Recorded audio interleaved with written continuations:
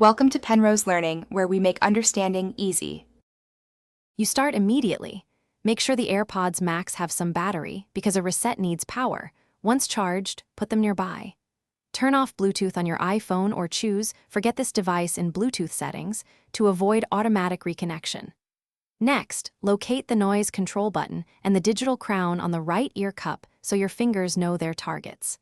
This sets up the unit for the only full factory reset method Apple provides and prevents pairing conflict. You press and hold the noise control button and the digital crown at the same time. Do not release. Hold them down for about 15 seconds. You're watching the status light at the bottom of the right ear cup. Once you see an amber flash followed by a white flash, you can release both controls. That sequence clears your settings and erases pairing info, so you're performing a true factory reset rather than a simple reconnect. This is the only reliable hardware reset method.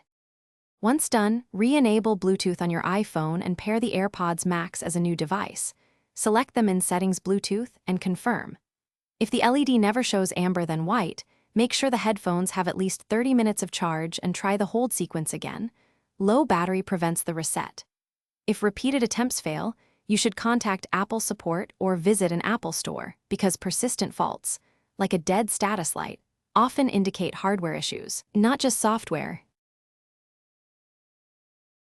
Thanks for watching. If this was helpful, leave a like and consider subscribing. See you next time.